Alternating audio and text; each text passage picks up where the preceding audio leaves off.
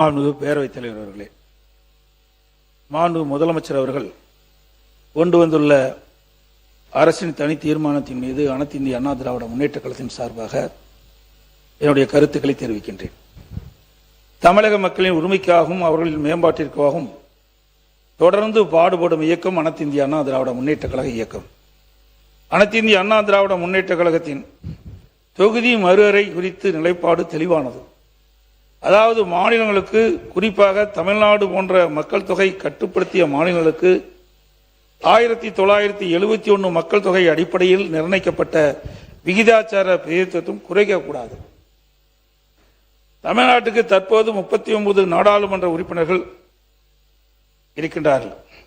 மொத்த பாராளுமன்ற உறுப்பினர்கள் எண்ணிக்கையிலான 543 இடங்களில் 1971 ஆண்டு மக்கள் தொகை அடிப்படையில் 7.18% விகிதாச்சார பிரதிநிதித்துவம் தொகுதி மறுவரையில் குறையக்கூடாது.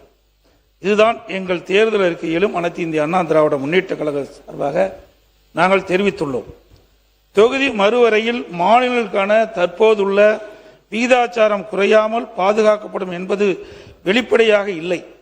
இந்த உறுதியை மத்திய அரசு வழங்க வேண்டும் என்று நாங்கள் வலியுறுத்தியதால் மாண்புமிகு மத்திய உள்துறை அமைச்சர் அவர்கள் 16/4/2026 அன்று மாலை நடைபெற்ற நாடாளுமன்ற கூட்டத்தொடரில் பேசுகின்ற போது தமிழ்நாட்டிற்கான விகிதாச்சார பிரதிநிதித்துவம் பாதுகாக்கப்படும் என உள்துறை அமைச்சர் அவர்கள் பாராளுமன்றத்திலே உறுதியளித்துள்ளார்கள்.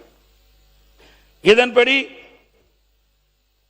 39/439/543 என்ற நிலையில 7.18% என்ற விகிதாச்சாரம் கடைபிடிக்கப்படுவதால் உறுப்பினர் எண்ணிக்கை 50% உயரும். தமிழ்நாட்டுக்கு இப்பொழுது இருப்பதை விட கூடுதலாக 20 இடம் சேர்த்து 59 இடம் கிடைக்க வாய்ப்புள்ளது. எனவே மாநிலங்களுக்கான தற்போதுள்ள பிரதிநிதித்துவம் குறையாமல் எண்ணிக்கை 50% உயர்த்த வழிவகை செய்யப்பட வேண்டும் என்பது எங்களின் நிலைப்பாடு. எனவே எங்கள் நிலைப்பாட்டில் உறுதியாக இருந்ததால் தான் தமிழ்நாட்டிற்கு உரிமை பாதுகாக்கப்படுகிறது. இன்று தமிழ்நாட்டில் பெரிய ஊராட்சிகள், எனக்கு முன்னாலே பேசியது போல பெரிய ஊராட்சிகள் நிர்வாக வசதியாக 2ஆக பிரிக்கப்படுகிறது. அதே போல பெரிய ஊராட்சி ஒன்றியங்கள் நிர்வாக வசதியாக 2ஆக பிரிக்கப்படுகின்றது. பெரிய தாலுக்காக்கள், பல தாலுக்காக்கள் பிரிச்சிருக்கிற நிர்வாக வசதியாக பல கோட்டங்கள் பிரிக்கப்பட்டுகின்றன. அதே போல பல தொகுதிகள் என்று அடங்கிய பெரிய மாவட்டங்கள் நிர்வாக வசதிக்காக பிரிக்கப்பட்டுகின்றன. அனைத்து இந்திய அண்ணா திராவிட முன்னேற்ற கழக அரசு இருக்கின்ற பொழுது, நான் முதலமைச்சர் இருக்கின்ற பொழுது 6 மாவட்டத்தை பிரித்திருக்கிறோம் நிர்வாக வசதிக்காக. அதே போல புதுச்சேரி மாநிலத்தில் மொத்த வாக்காளர் எண்ணிக்கையே 10.2 லட்சம் வாக்காளர் தான் அங்க இருக்கிறாங்க. அதுக்கு ஒரு முதலமைச்சர், அமைச்சர் எல்லாம் அங்க இருக்கிறாங்க. ஆனால் தமிழ்நாட்டில் புதுச்சேரி மாநிலத்தை விட அதிகமான வாக்காளர் எண்ணிக்கை கொண்ட பல மக்களவை தொகுதிகள் உள்ளன. உதாரணமாக ஸ்ரீபெரும்பூர் தொகுதி 20,20,388 வாக்காளர் இருக்கிறாங்க.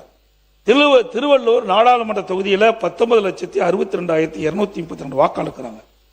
அதாவது சோழிங்கநல்லூர் சட்டமன்ற தொகுதியில் தமிழகத்திலே அதிக வாக்காளர் எண்ணிக்கை உள்ள தொகுதி அந்த தொகுதி. அதில் 5,36,991 வாக்காளர் இருக்கின்றார்கள்.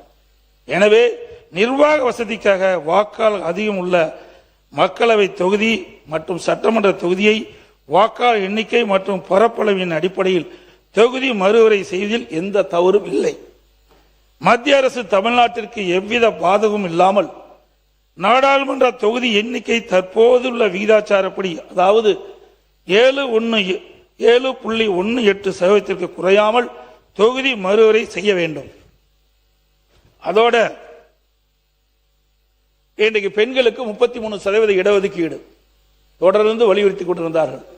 இதையும் புரட்சி தலைவி அம்மா அவர்கள் தமிழகத்துடைய முதலமைச்சர் இருந்த காலகட்டத்தில் 1998 மத்தியில் மறைந்த ஓட்டுதலுக்குரிய மரியாதைக்குரிய வாஜ்பாய் அவர்கள் பிரதமராக இருந்த காலத்தில் அந்த மத்திய ஆட்சியில் அனைத்து இந்திய அண்ணா திராவிட முன்னேற்ற கழகம் பங்கு வைத்தது. அதில் அனைத்து இந்திய அண்ணா திராவிட முன்னேற்ற கழகத்தை சேர்ந்த மரியாதைக்கு அண்ணன் தம்பித்துறை அவர்கள் சட்டத்துறை அமைச்சராக இருந்தார். மாண்பு அம்மாவுடைய ஆணைக்கு இணங்க நாடாளுமன்றத்திலும் சட்டமன்றத்திலும் 33% பெண்களுக்கு இடஒதுக்கீடு வழங்க வேண்டும் என்ற அந்த சட்ட மசோதாவை நாடாளுமன்றத்தில் தாக்கல் செய்து பேசிக் கொண்டிருந்த பொழுது எதிர்வரிசையில் இருந்த நாடாளுமன்ற உறுப்பினர்கள் அந்த மசோதாவை பிடிக்கி கிழித்தெறிந்து விட்டார்கள். ஆகவே அனைத்து இந்திய அண்ணா திராவிட முன்னேற்ற கழகம் 1998 நாடாளுமன்றத்திலே பெண்களுக்கு நாடாளுமன்றத்திலும் சட்டமன்றத்திலும் 33% இடஒதுக்கீடு பெற்றுத் தருவதற்கு முயற்சி செய்யப்பட்டது.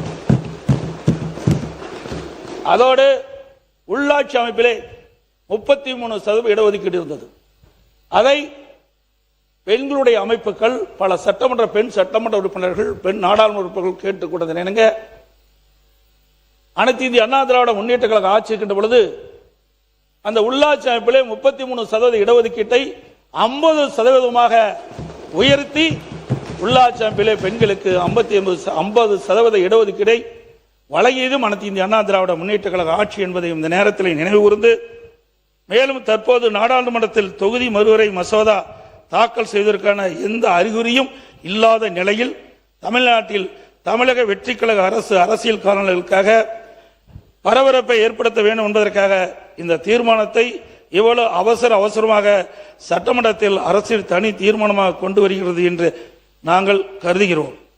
இந்த சூழ்நிலையில் மத்திய அரசு கொண்டு வரவுள்ள தொகுதி மறுவரையில் தமிழ்நாட்டிற்கு சாதகமாக உள்ளதா பாதகமாக உள்ளதா என்பது பற்றி எதுவுமே தெரியாத நிலையில் அரசியல் காரணங்களுக்காக தமிழக வெற்றி கழக அரசு கொண்டு வந்த இந்த தீர்மானத்தை அனைத்து இந்திய அண்ணா திராவிட முன்னேற்ற கழகம் எதிர்க்கின்றது. அதே நேரத்தில் இந்த தீர்மானத்தில் வர இருக்கும் மக்களவை பொதுத் தேர்தலிலும் அதன் பிறகு நடைபெற்ற சட்டமன்ற பொதுத் தேர்தலிலும் 1/3 தொகுதி ஒதுக்கீட்டு பலனை பெண்களுக்கு பெறுவதை உறுதி செய்ய வேண்டும் என்று அந்த தீர்மானத்தில் குறிப்பிட்டிருக்கின்றது. அந்த தீர்மானத்தை மட்டும், அதாவது நாடாளுமன்றத்திலும் சட்டமன்றத்திலும் 33% பெண்களுக்கு இடஒதுக்கீடு வழங்க வேண்டும் என்ற அந்த தீர்மானத்தை மட்டும் ஆதரித்து அமர்கின்றேன்.